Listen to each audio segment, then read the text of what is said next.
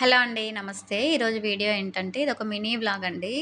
అమ్మవారికైతే ఈరోజు పౌర్ణమి గదా! అమ్మవారికి అభిషేకం చేసుకొని పూజ అయితే స్టార్ట్ చేస్తున్నాను. నెయ్యి దీపం పెట్టుకొని ఎప్పుడైనా పౌర్ణమికి ముందు గానీ, అమావాస్య తర్వాతనైనా సరే ఫోటోస్ అన్నీ క్లీన్ చేసుకొని అలంకరణ చేసి పెట్టుకుంటాను. పౌర్ణమి కాబట్టి ఈరోజు అభిషేకం చేసుకున్నాను. ఎవ్రీ పౌర్ణమికి అభిషేకం చేసుకొని లలితా సహస్రనామం చదువుకోవడం అలవాటు.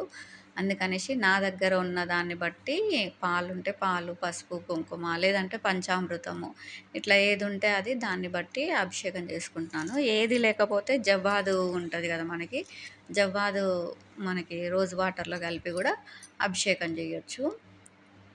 ఇంకొకటి అమ్మవారి పూజ చేసేటప్పుడు ఎవరికైనా ఆర్థికంగా ఇబ్బంది అనిపిస్తే, ఇంట్లో చికాకు అనిపిస్తే ఖచ్చితంగా కనకదార స్తోత్రం చదవండి. చాలా పాజిటివ్ వైబ్స్ అయితే ఉంటాయి. మెయిన్ చికాకులు ఇవన్నీ తొలగిపోతాయి. ఆర్థికంగా చిన్న చిన్నగా మెరుగవుతుంది. ఇది ప్రాక్టికల్‌గా నేను ఎప్పుడూ చదువుతా కాబట్టి చెప్తున్నా. ఇంకోటి లలిత సహస్రనామం గూడా అండి. ఎలాంటి భయం ఉండదు. ఇంకేది జరిగినా నువ్వే అన్నంత ధైర్యం వచ్చేస్తది లలితా సహస్రనామం చదువుకుంటే. ఈ ఇవన్నీ కాదు గానీ భగవంతుడు ఉన్నాడు అని నమ్మితే ఇంకా ధైర్యమే వేరే ఉంటది.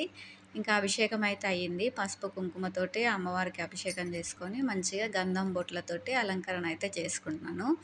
అమ్మవారు చూసిర్రు గదా! ఎంత పచ్చగా ఉందో. శ్యామల అమ్మ. మొన్న నేను నవరాత్రులు చేసుకున్నా గదా! అప్పుడు తెప్పించుకున్నాను. ఇంట్లో పిల్లల కోసము శ్యామల నవరాత్రులు అయితే స్టార్ట్ చేసిన.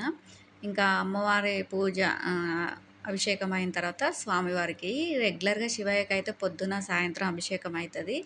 ఇంకా ఈరోజు స్పెషల్ పౌర్ణమి గదా! అందుకనేసి విభూదితోటి విభూది వాటర్ తోటి అభిషేకం అయితే చేసుకున్నాను. పొద్దున, సాయంత్రము పొడి విభూది చేసుకుంటూ కాలభైరవ అష్టకం అయితే చదువుకుంటానండి. కాలభైరవ అష్టకం గూడా ఇంట్లో భయాలు నెగెటివ్ ఏదున్నా ఎళ్ళిపోతుంది. మంచిగా నోటెడ్ అయిపోయింది కాలభైరవ అష్టకం.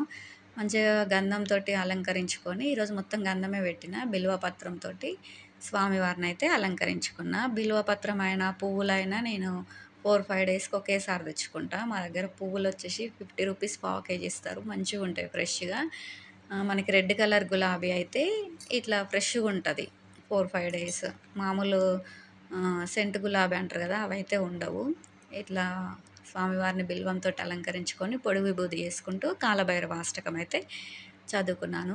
పౌర్ణమి పూజ అయితే ఇట్లా ఉంటుంది. ఇంకా ఈ మధ్యనే అరుణాచలేశ్వరుడు గూడా మా ఇంటికొచ్చిండు. అరుణాచలం అష్టకం చదువుకుంటూ ఈరోజు పౌర్ణమి అనేసి మనకి అరుణాచలంలో ఎలా ఉంటుందో తెలుసు గదా క్రౌడు. ఇంకా అష్టకం చదువుకొనైతే పూజ అయితే కంప్లీట్ చేసుకున్నాము.